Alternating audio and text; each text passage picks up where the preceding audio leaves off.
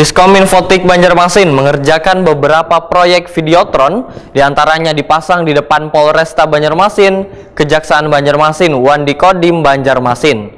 Namun pemasangan videotron ini ada yang terlaksana dengan baik, ada pula yang terdampak.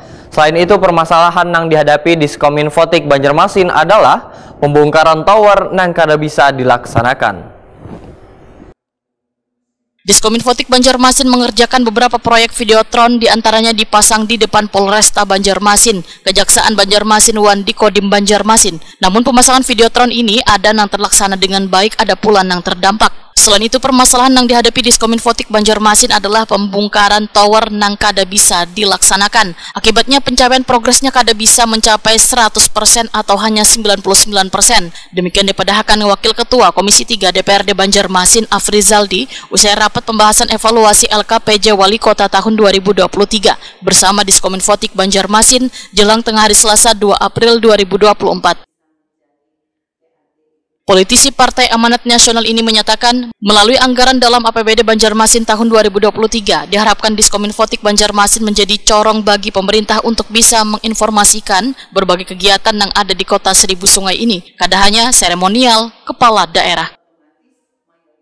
Ya, artinya kan dengan jumlah APBD yang kita berikan kepada mereka tahun 2023, kita menginginkan bahwa Kominfo ini menjadi corong bagi pemerintah untuk bisa menginformasikan, bukan cuma menginformasikan tentang kegiatan seremonial kepala daerah, tapi juga menginformasikan tentang beragam hal yang ada di kota Banjarmasin, baik itu keberhasilan ataupun juga kegagalan.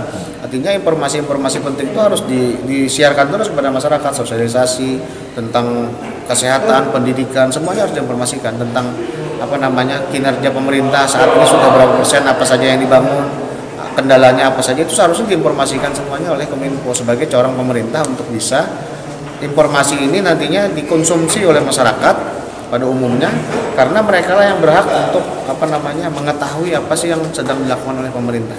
Nah, itu jadi kita kembalikan sejatinya Kominfo itu sebagai salah satu sarana pemberian informasi kepada pemerintah, baik melalui kawan-kawan media yang mereka rangkul ataupun nanti mereka memiliki teknis atau aplikasi sendiri dalam menyampaikannya itu.